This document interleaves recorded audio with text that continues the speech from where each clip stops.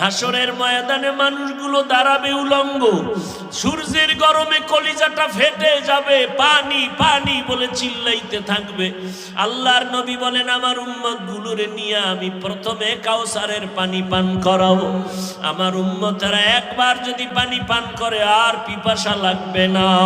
ও আল্লাহর বান্দারা, যখন পানি পান করাইতে করাইতে করাইতে সিরিয়ালে উম্মতেরা লাইনে দাঁড়ানো, হঠাৎ দেখবে একটা পর্দা পড়িয়া গেছে। আল্লাহর নবী বলবেন, ফেরেশতারা পর্দা দিলা কেন? পেছনে উম্মত এখনো বাকি আছে। ফেরেশতারা বলবেন, নবী, এই উম্মতেরা আপনার দুশমন। আপনি দুনিয়া থেকে বিদায়ের পরে এরা মন মতো জীবন চালাইছে। ওলামায়ে কেরাম পাও ধইরা ধইরা বলছে, নামাজ পড়ে নাই, রোজা রাখে নাই, মা বাবার খেদমত করে নাই। আমার নবী তখন সহি হাদিসে বলেন, তখন নবী বলেন, আমি বলবো, সোহকান সোহকা, তোরা ভেগে যা, আমার চোখের সামনে থেকে দূর হ। আমি তোদের নবী না, তোরা আমার উম্মত না। আমার নবী যদি হাসরের ময়দানে তাড়াইয়া দেয়, আমার আল্লাহ বলবে, ফেরেশতারা ওদের ধর, জাহান্নামের হ্যান্ডকাপ লাগাইয়া ধরো। টানতে টানতে জাহান্নামের দিকে নেওয়া হবে। ও আল্লাহর বান্দারা, একটু চিন্তা করিও যে আল্লাহর কোরআন সত্য, সাহাবায়ে কেরামদের কথা সত্য, নবীদের কথা সত্য, লক্ষ লক্ষ মানুষ মিথ্যা বলতে পারে না। ওরে এত ইলম, এত আমল, এত তাকওয়া থাকার পরেও নবী সাহাবায়ে কেরামরা যদি কান্না করতে পারেন, তোমার আমার কপাল কেন এত খারাপ? তোমার গুনার কারণে কেন চোখে পানি আসবে না? মা বাবার সামনে সন্তান অন্যায় করিয়া শাস্তির ভয়ে যদি কান্না করতে পারে, শিক্ষকের সামনে ছাত্র অন্যায় করে যদি শাস্তির ভয়ে কান্না করতে পারে, ওরে আমার মাওলার আযাবের ভয় কি কম? যত অপরাধ করেছো, গুনাহ করেছো, আমার মাওলার সামনে কি একটু ভয় তোমার আসে না রে বাবা? সাহাবায়ে কেরাম সমস্ত আউলিয়া উলিয়ারা কান্না করে করে কবরে গেলেন। ও আল্লাহর বান্দারা, এখনো সময় আছে, তওবা করে নাও। অন্তর ঘুরাই আমার মনে মনে মালিকের ডাকো, অন্তর থেকে গোপনে বলো, হে মালিক, এই ময়দানে আমার মতো গুনাহগার কেউ নাই রে আল্লাহ। আমার গুনার খবর আমার মা বাবা ভাই বোন আপনজন কেউ জানে না। তুমি জানো, রাগ করে পানি বন্ধ করো নাই, খানা বন্ধ করো নাই, সম্মানের জায়গা থেকে ফেলে দাও নাই। ও আল্লাহ, আমার গুনার খবর আমার মা বাবায় যদি জানতো, মনে মনে ঘৃণা করত। ও আল্লাহ, আজকে তওবার নিয়তে ময়দানে আসছি, গুনাহ নিয়ে বাসায় ফিরতে চাই না রে আল্লাহ। গুনার কথা স্মরণ করে কত বান্দা মোনাজাতে কান্না করে, আমার চোখে কেন পানি নাই? আমার কপাল বুঝি খারাপ? ও আল্লাহর বান্দারা, এখন থেকে তওবা করো, আল্লাহকে মনে মনে বলো, আল্লাহ, জীবনে আর নামাজ ছাড়বো না, রোজা ভাঙবো না। মা বাবা থাকলে দোয়া নিও, ঘরে যাইয়া মাকে বলিও, মা, আজকে বয়ানের ভিতরে কত বান্দা মোনাজাতে কাঁদলো, আমার চোখে পানি নাই কেন?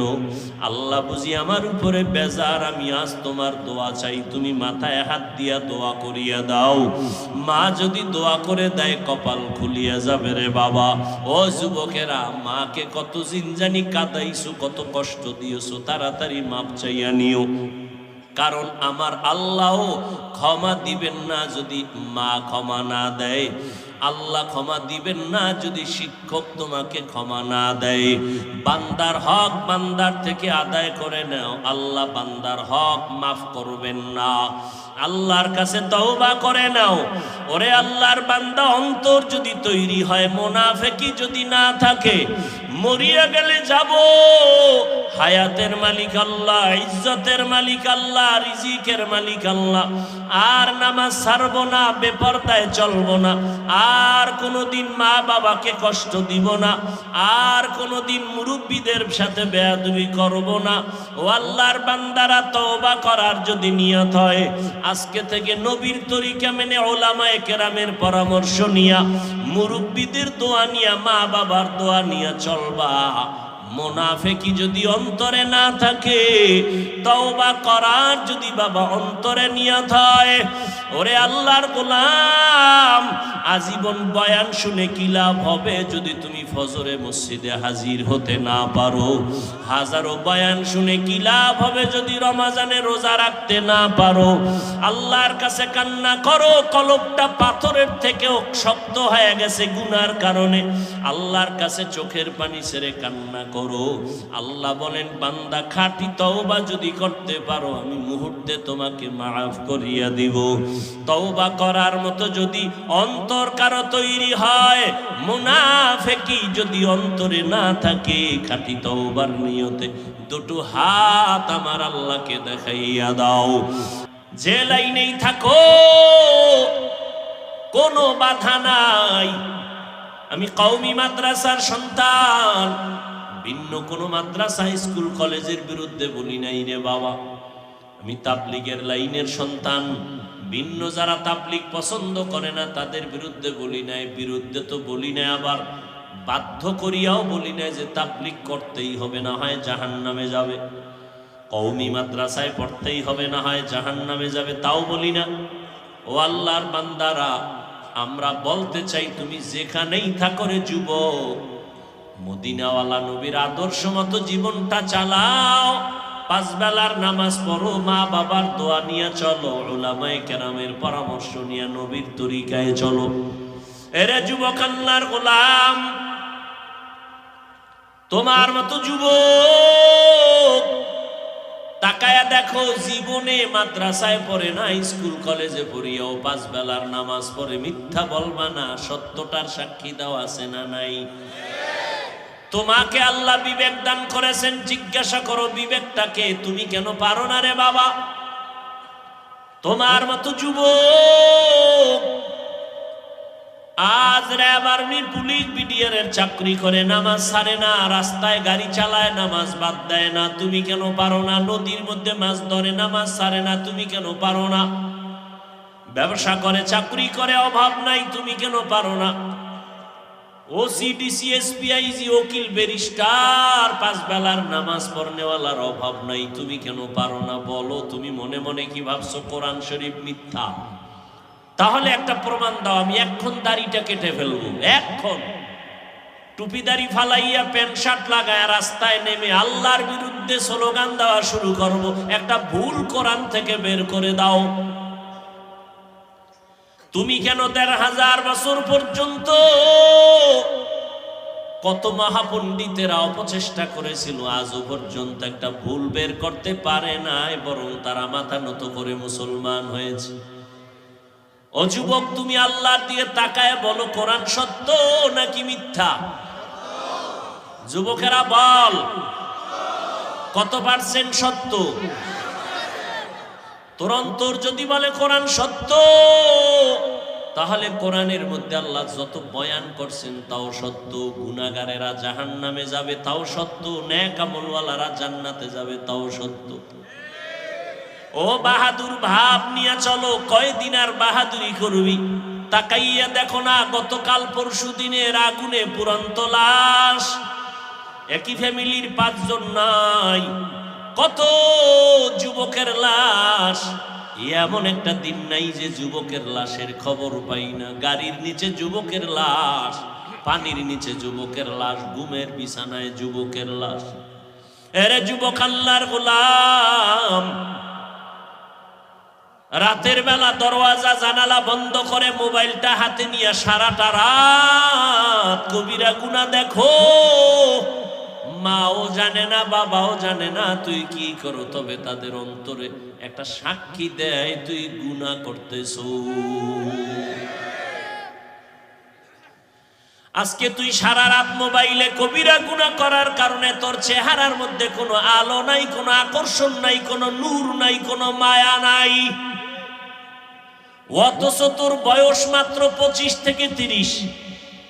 আল্লাহর কসম 40 বছরের আগে তোর চেহারার আকর্ষণ আর উজ্জ্বলতা কমবে না, কিন্তু 25 বছরে তোর চেহারার মধ্যে কেন উজ্জ্বলতা নাই, আকর্ষণ নাই, দেখলে কেন মায়া লাগে না?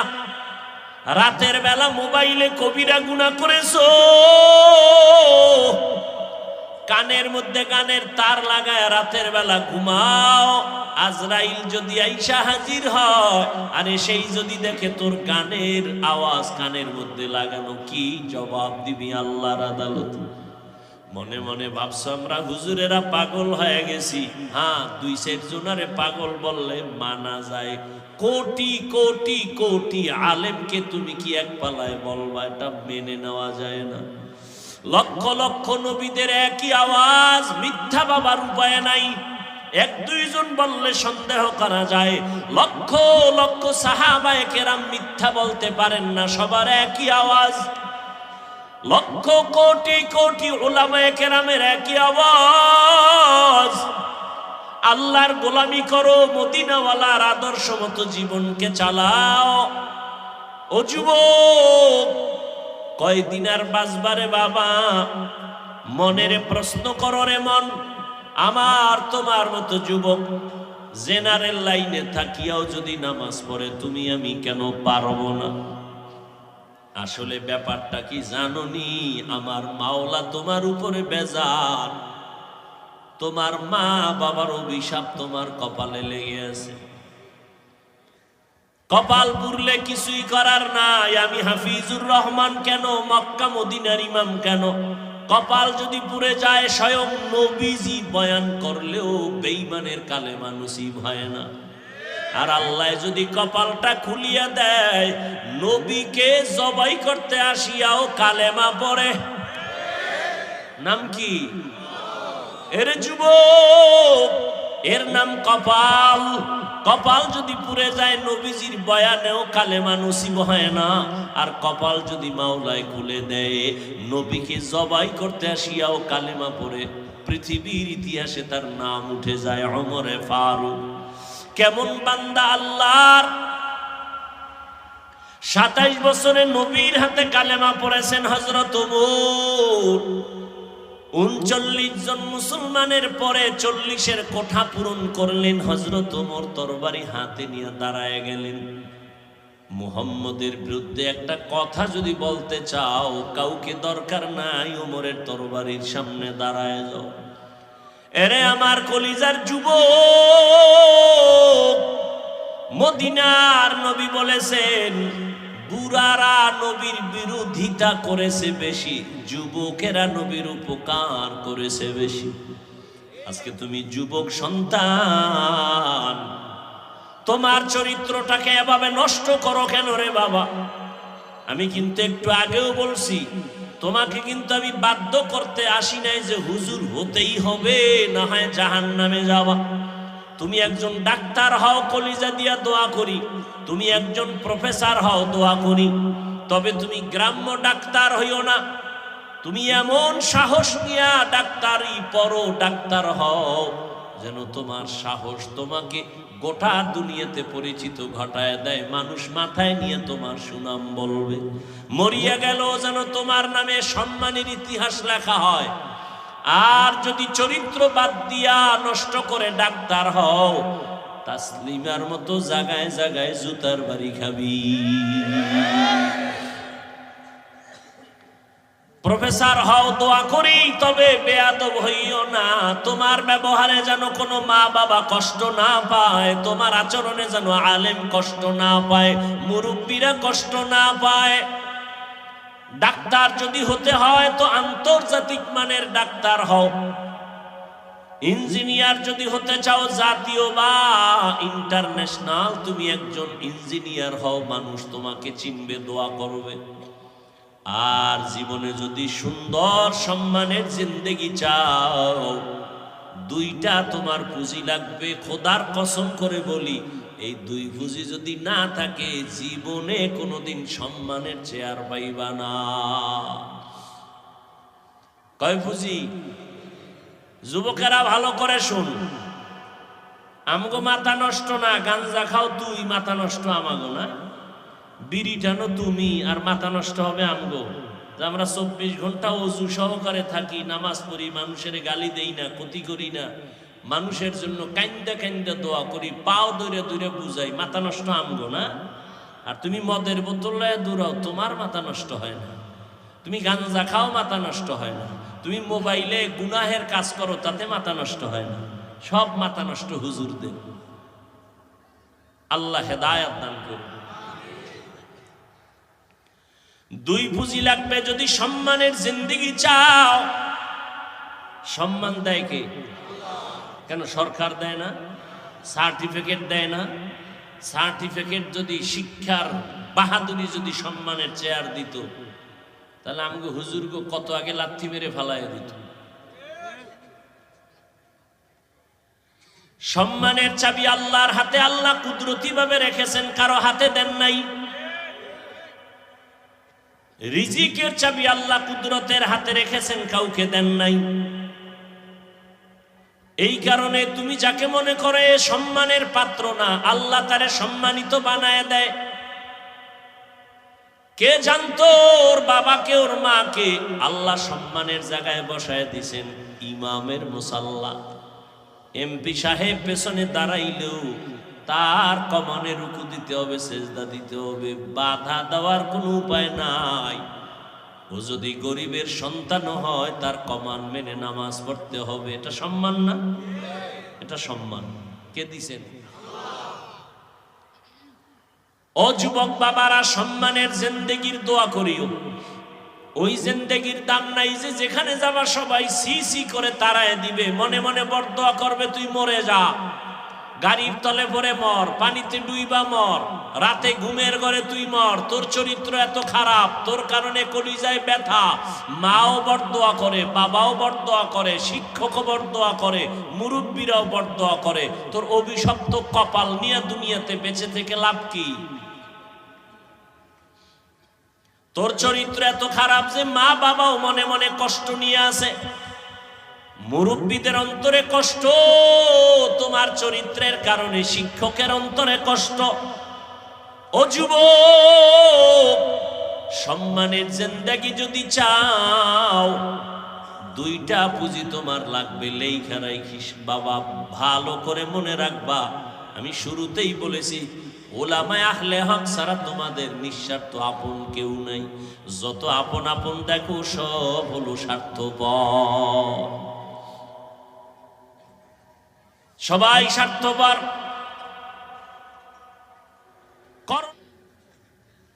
আপনার চরিত্র খুব ভালো, কিন্তু আপনি চরম অসুস্থ, টিকবেন কোথাও চাকরিতে?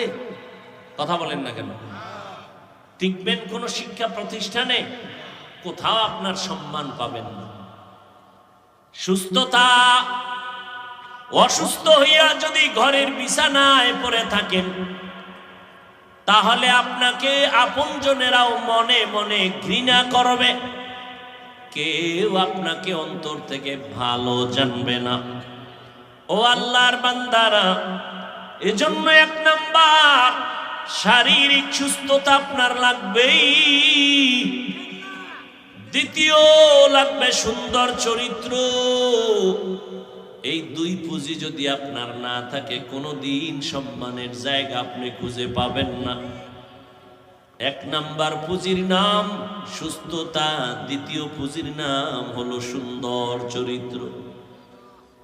চরিত্র ভালো আছে, অসুস্থ কোনো কাজে আসবে না। আবার আপনি সুস্থ, পুরাটাই সুস্থ, কিন্তু চরিত্র ভালো না, কেউ আপনাকে সম্মান দিবে না।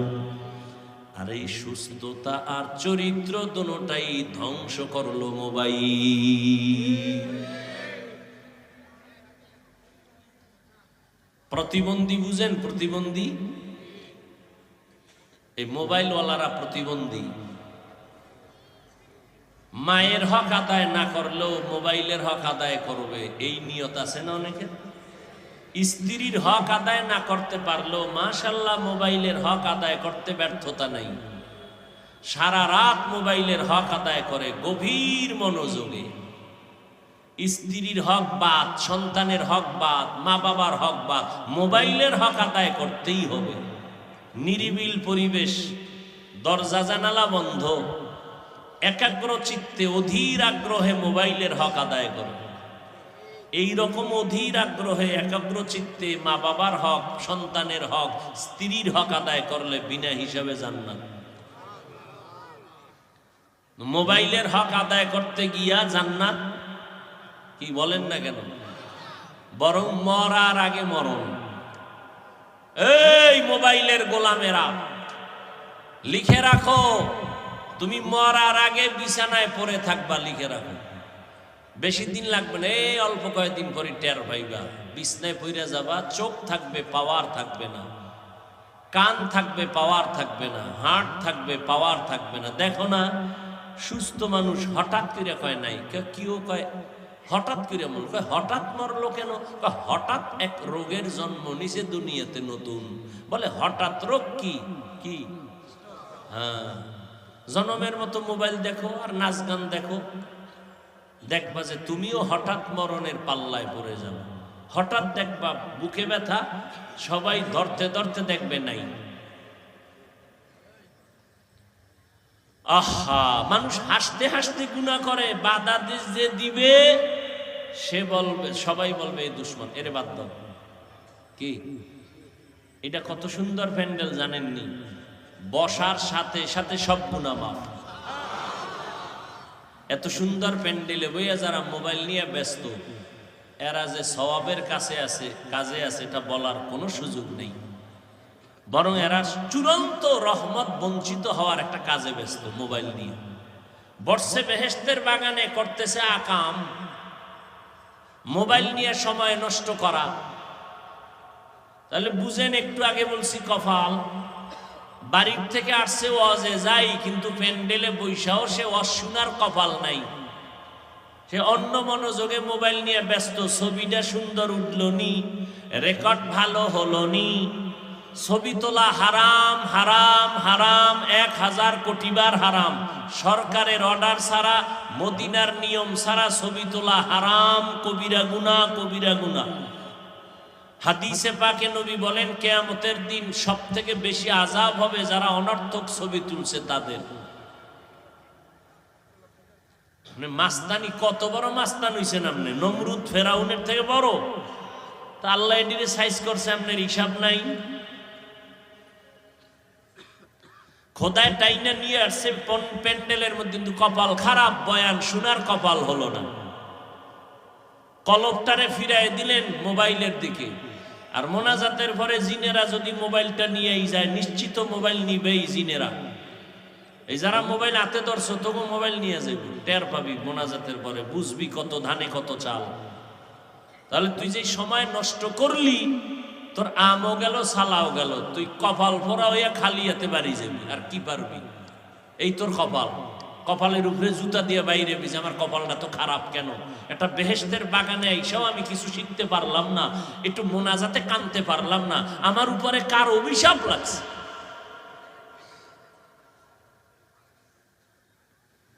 ও যুবক বাবারা, ও পর্দার আড়ালের আম্মা জান বোনেরা, এখনো সময় আছে, রমাজান আসতেছে, শাবান চলতেছে, তৈরি হয়ে যান। জীবনে অপরাধ কম করি নাই, আল্লাহ তওবার দরজা খুলে ডাকতেছে, না আয়, আমি তোর জীবনের গুনাহ মাফ করে দিব। ও আল্লাহ পাক তওবাকারীকে বড় মায়া করেন, পছন্দ করেন। কত বড় বড় বেঈমানকেও আল্লাহ মাফ করে দিয়েছেন।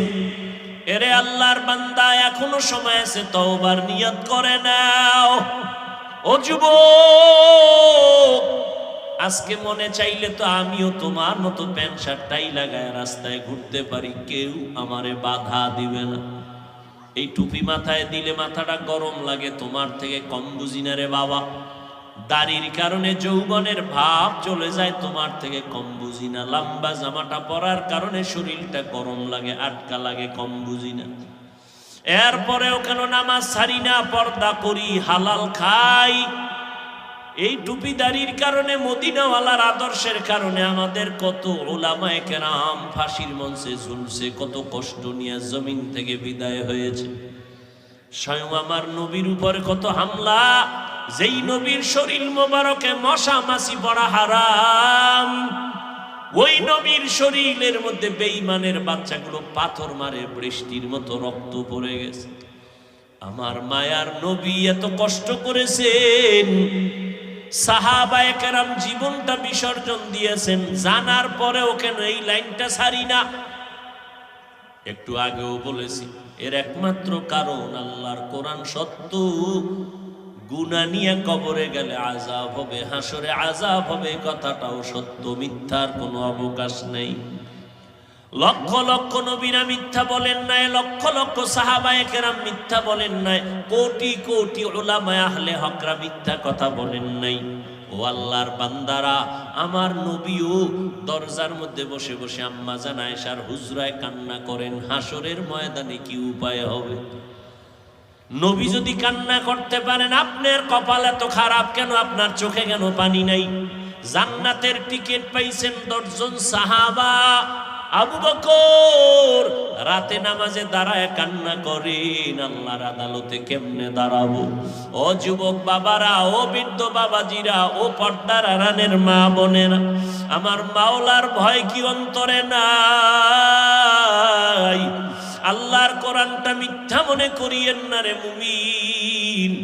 এক জাররা পরিমাণ গুনাহ নিয়ে কবরে গেলে শাস্তি ভোগ করা লাগবে, পালাবার উপায় নাই।